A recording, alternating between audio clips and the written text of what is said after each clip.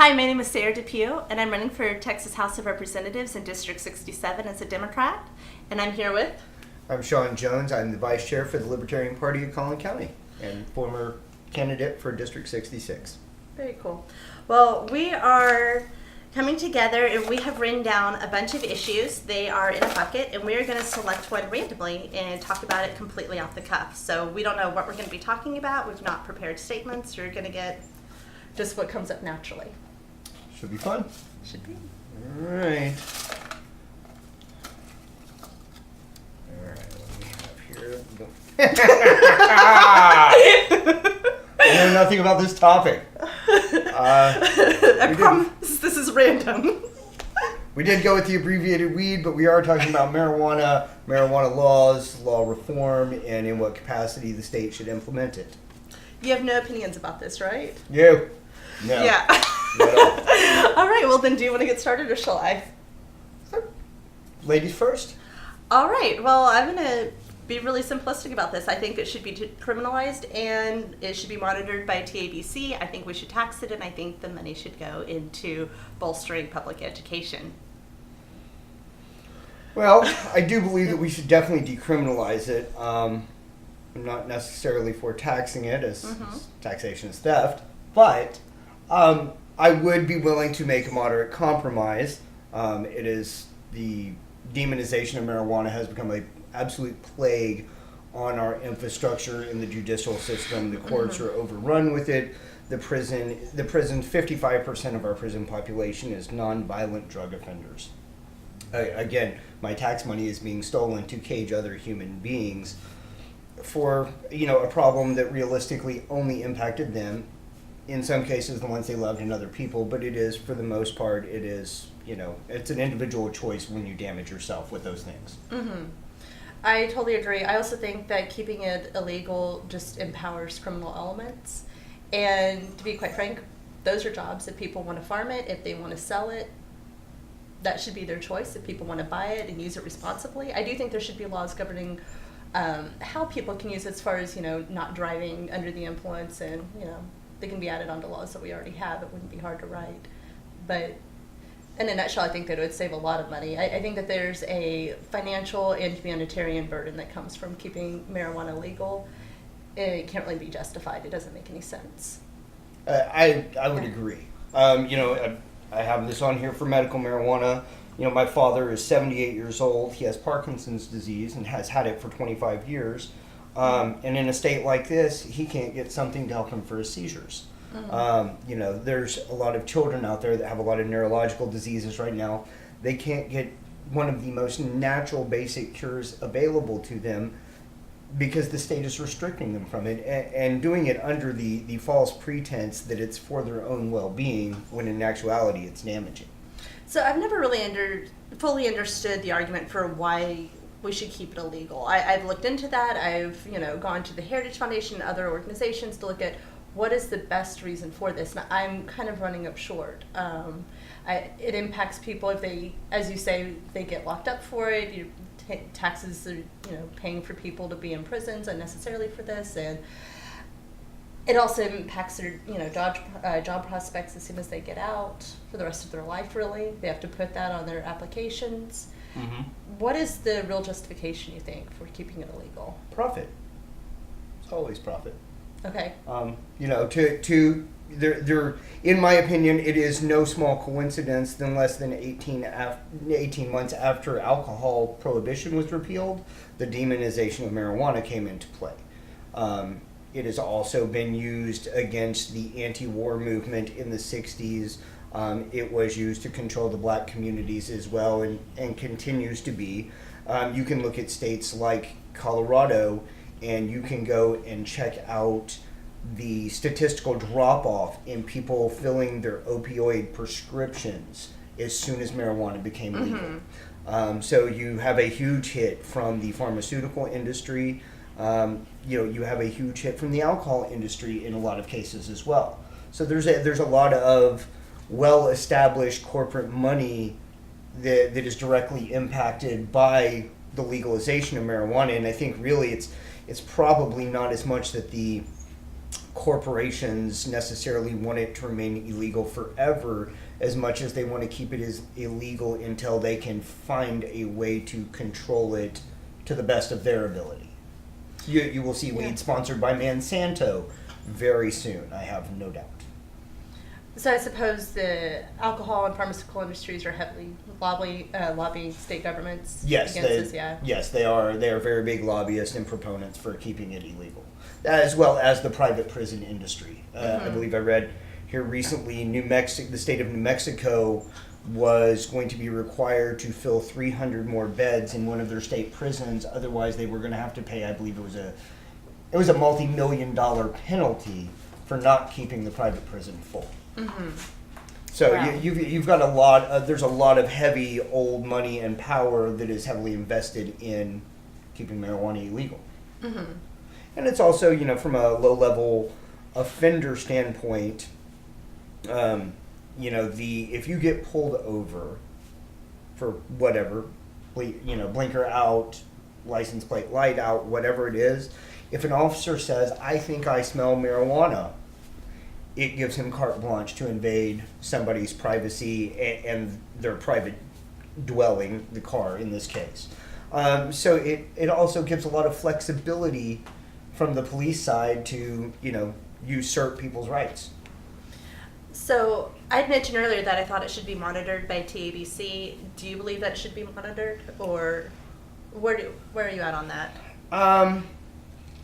Not particularly from a governmental level. I think that there's private venues to do that would monitor, as a consumer, I'm going to want to know how much THC is in my product that I'm buying, what strand it is. There's a lot of things that me as a semi-educated consumer am going to ask of my product and the people that are producing the product.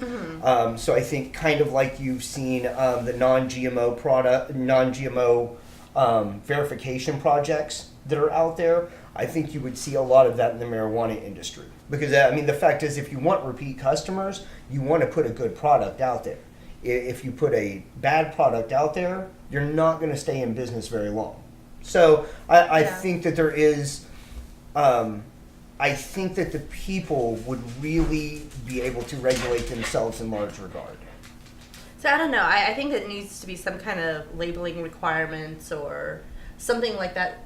So that way you don't have to have in your mind all this information about marijuana whenever you go to buy. You can just look at a label. You don't have to know everything about every different type. I think that's too high of a burden. I think their transparent labeling is not just in this, in other areas as well. But I think that would be necessary to keep people safe or to make good choices for themselves, or at least informed choices. Well, I'm certainly for all, for transparent choices and having that information. Again, I'm just one that hasn't seen a lot of, how do I say this? I don't have a lot of faith in government regulatory industries to be truthful about what they're offering me or presenting me. I hear that, I do. I think that it's still better to have some requirements that they have to live up to that you can sue if they lie to you, or there's some kind of recourse as opposed to just the luck of the draw. Well, I think you are going to have packaging and you are going to have labeling, whether it was government mandated or not. There's very few people out there that are going to walk into any store, buy an unlabeled product, and consume it. Right. No doubt there is that person out there, but right. Your average consumer is not going to do that.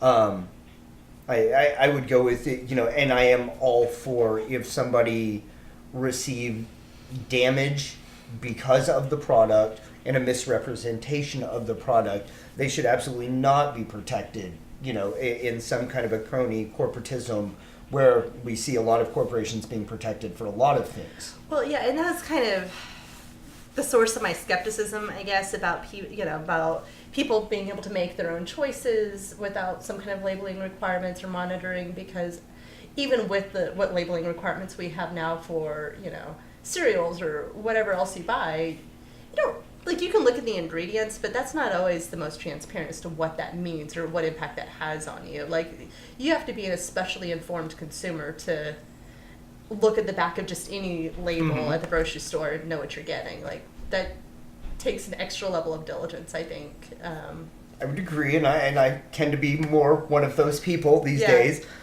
which has been a relatively new thing, I would say, in the last 8 years. As my son has gotten older, I've gotten more involved with paying attention to what I'm putting in his body.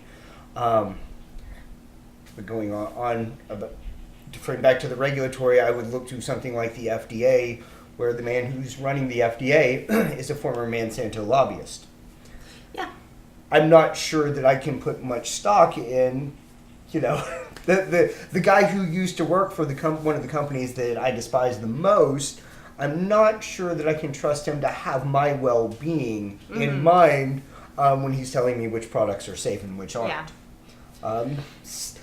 Which gets us into a whole different kind of reform that I think we both can agree needs to happen. Yeah. With cronyism all the way across.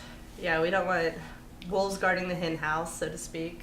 And and I would say even going along it away from the medical and recreational aspect, I think that industrial hemp could be a huge cash cow for the state of Texas. The arid West Texas climate is ripe to be able to grow this, and I think we are seeing a renaissance in farming, where you're seeing a lot of people our age and a little bit younger who are starting to have a call to get out of the city and to have a couple of acres themselves and to not be part of the rat race. And I think that industrial hemp would be an excellent way. It's a very low maintenance plant to grow. It's very easy to harvest, and at the end of the day, not only are you making proteins and foods out of it, you're making textiles, you're making rope, you're making paper, you're making toilet paper, and you're also making bioplastics, which we can use to make water bottles and run cars off the oil that produces it. No, I guess I've got two trains of thought here, and since you're talking about hemp, I'm going to go ahead and go there. I don't really know what the water requirements are for hemp. When you talk about doing these farms in West Texas, like, would that burden their water infrastructure or anything like that, or? Not particularly. I mean, hemp it takes very little water. Really? It is an extremely resilient. It is one of the few plants you can pretty much see it anywhere on the globe. In almost any conditions, it can be grown. That's really cool. So, and I think there's enough we could tap into the water tables in West Texas, where really you've got no population to speak of, and then we could put irrigation pivots out there if need be. But it is not a very taxing plant, and it's really a seed it, come back in 6 to 9 months, and it's good. And as well, whenever you talk about the environmental impacts of being able to, I believe they say it takes about 10 years for a tree to mature to the point where it can be turned into paper. It takes less than 9 months for hemp to get to that stage. So you are continuing to regenerate something that is cleaning our air, producing more paper, producing oil, and it eliminates a lot of things that we're relying on outside sources for. That's pretty convincing. So yeah, and, that's exciting. And you can't get high off of hemp. So just from people that want to demonize it and put it into the same category, it does not have that same value. As I say, the seeds will just give you a horrible headache. So I've been told. Well, I wouldn't know on that. I've never tried to smoke hemp before. So, but kind of getting back to Colorado, I read recently that teens in Colorado have seen the number of them going into hospital ERs for THC overdose has doubled. Do you think there should be restrictions placed on age? I do. I think that you shouldn't be able to, without medical exceptions or whatever, but just recreational marijuana use, I don't think that minors should be able to recreationally smoke pot. I'm not for my kid getting high. No. I would be interested to say, and I have no doubt that teenagers, as with anything, run to extremes. And I'm not savvy enough with some of what's out in Colorado. I haven't had the chance to partake, so I'm not sure if I've only heard legend and lore of some of the some of the things. Yeah. I would be Do we- I would be curious to know if we cross-reference some of the other things going on with that same demographic of people. Are we having more or less suicidal thoughts? Are we having more or less there was a hardcore comorbidity with depression. drug use? Is there less alcohol use? I think there's. You can pluck out any statistic, and yes, and I mean, and it is very real that people have overdone it as teenagers. But even then, in Colorado, you can't be 16 and walk in and buy it. So these kids are still getting it illegally. That's true. I think because I do believe that it has become more potent, but that is the way of the black market. Marijuana in the last 40 years has gotten extremely potent as it's been driven underground. Where it used to be grown outside, it's all grown indoors now. The reason is because the government demonized it. They put it into the black market. People had to become resourceful. So comes the birth of hydroponics, where you can move it indoors. And so even for those people that talk about how marijuana is stronger now, yes, that is true. And it is because of the government that marijuana is stronger. So if it's grown back out in the open and under the open skies, in regular soil, just in the ground, is it going to be less potent than? Typically, yes. Okay. There is more gene splicing and manipulation that goes in under close pruning, growing, fertilizing, as opposed to just being out in nature growing. Okay. Now, all the strands, I believe, for the most part, are just considerably stronger at this point in the evolution. So I don't think I could ever smoke a joint that was the same as my mom smoked in 1968. I think that has pretty much, that has come and gone. But I do think that, going back to kids, an age restriction is probably what's going to need to be called for. I mean, people are going to break the rules, obviously, but it's still good to have those guidelines, I think. I think, and I think from a, going back to the companies, and if they felt they would be liable for giving their product to somebody who was higher on the likelihood of having something go wrong, me as the seller would want to make sure that my product wasn't getting into a teenager's hand who's going to get behind the wheel and go do something where I am going to now be legally liable. Yeah, I mean, but the only real control you have over that is at the point of sale. I mean, you don't know what's going to happen to it once the parents or whomever take it back to their home. You don't know who's there or what they're going through. That happens with anything. Very true. But I will say this in regards to, where I used to go to buy my weed when I was 16 years old. Full confessional here. Yeah. The reality is that whenever you're, again, driven into the black market, 16-year-old kid goes in and all he wants to buy is a bag of weed. Hey, man, got something else for you. If you like that, you should really try this. Yeah, so... And it is. It's the very real, when you, again, driving into the black market, kids going after one thing end up with another. And then you have a completely different, I was... That's so true. I lost a lot of friends to the heroin epidemic in Plano in the mid 90s. That was very much a part of the people I grew up with. And it impacted all people, of all monetary backgrounds and all family structures and all race, creeds, colors, and religions. Heroin takes no prisoners, and it really doesn't care what you do, what you look like, or what you think about. It does what it does, and. Not that it would have stopped some kids are going to do it. That is the reality of it. But I think we can bring things out into the light and educate them and give them give them good information instead of fear and propaganda. Absolutely. And, it's been a long time since I've looked at, studies comparing, our hard drug use amongst teens with those, in other countries where weed is more legally accessible, even if it's not intended for youth. They still consume it, although at lower rates than American youth, interestingly. But they did find, and again, it's been 10 years since I've looked at these studies, that hard drug use was significantly lower, where marijuana was legal, safely accessible.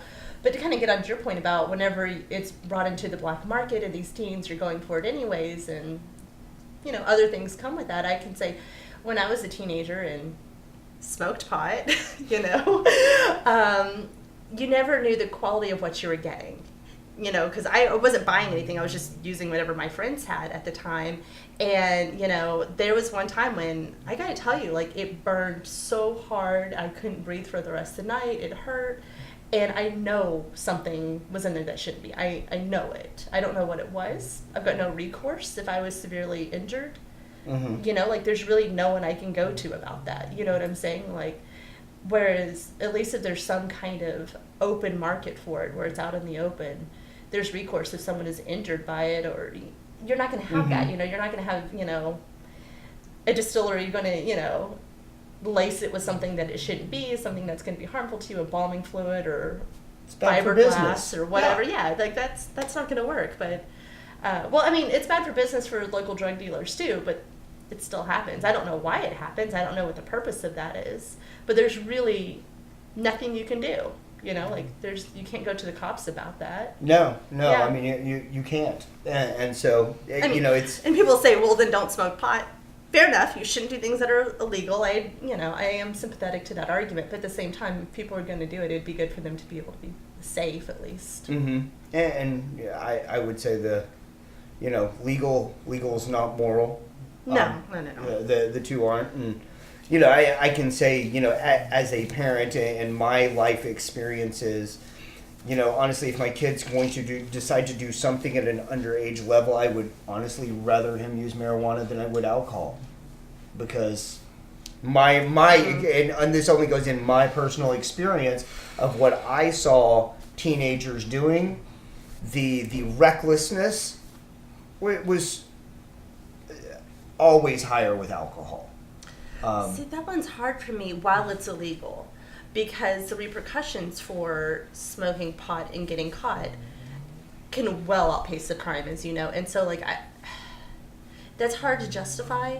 But, alcohol can have pretty devastating effects, too, if they get behind the wheel of a car or what have you. I think either one can be pretty devastating while marijuana is illegal. I'm only talking... Well, and I guess when I say this with my kid, I'm not even taking the law into it. As much as I'm saying from a health and mental well-being standpoint. I think there's less nutritional benefits from alcohol. Would be the best way to say it. I don't know that either are really good for you unless you have a medical condition that, marijuana can help soothe some of the symptoms of. But, I don't know that either are great for you. Again, not advocating my kid, that's what college is for. I'm all for that, but I'm also a realist of what kids do. Yeah. And I am in the reason I've become politically active and the reason I am trying to be louder about everything is because of my kid and because I want him to have the best possible future, and some of that means arming him with the facts, and so he will get I've told him stories about, my younger years at times. And, I tell the good, the bad, and the ugly. Because I want him to see while there was fun going on, there is a price that can be paid. And you've got to make sure that price is worth paying. Yeah, absolutely. I've got two kids. I've got an 8-month-old daughter and a 2.5-year-old son. So I haven't really thought about this conversation. Your son's older, probably seems closer, to something you want to prepare him for and have those open conversations about.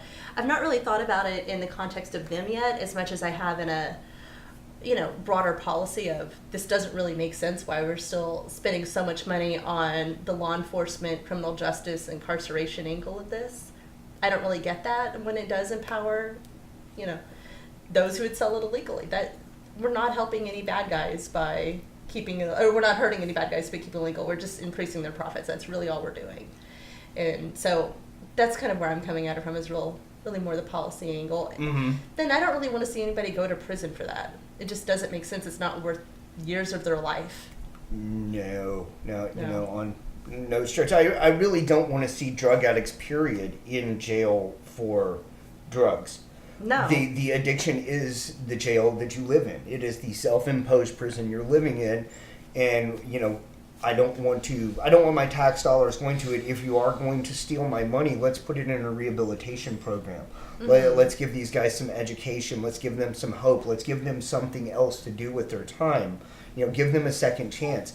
Institutionalizing them for years at a time, it doesn't make the situation better, and in most cases it creates, the recidivism rate is ridiculous. And I think you get a young kid who comes into prison at 19 for a charge, and he grew up abused, he grew up alone, he had no real structure at home.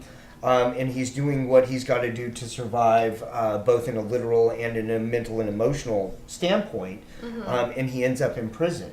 And he comes out a couple of years later, and what he had to do in prison to survive was compromise what few attachments to reality and civility that he had. And so the product now that's coming out of the, quote, rehabilitation of prison is worse than it was before. And then me as a taxpayer, you know what? The odds are I'm going to end up paying for that guy for a really long time, because he's going to be in and out of the system over and over and over again. And he's going to be on this program and that program. When I think maybe we fix this the first time, and hopefully we turn that guy into a catalyst to helping other people that were in his position. Turn him into a mentor or something. Yeah, absolutely. You're not going to improve addiction by increasing trauma. No. I can't drink myself sober. No. So, well, I think that we did a pretty good job talking about this. Do you want to summarize your position really briefly? Or not really? Legalizing in all forms. It is the easier, softer way. It will not only save us money, it will save us lives. And the environmental impacts are very real as well. So let's hope we can save the environment with it too. Yeah, decriminalize, regulate, have TABC monitor it, and restrict its use by age unless there's a medical reason otherwise. And yes, I think we actually have quite a bit of overlap there, other than the regulation part. Agreed. All right, great. Well, thank you very much. Thank you for having me. All right, bye. Peace.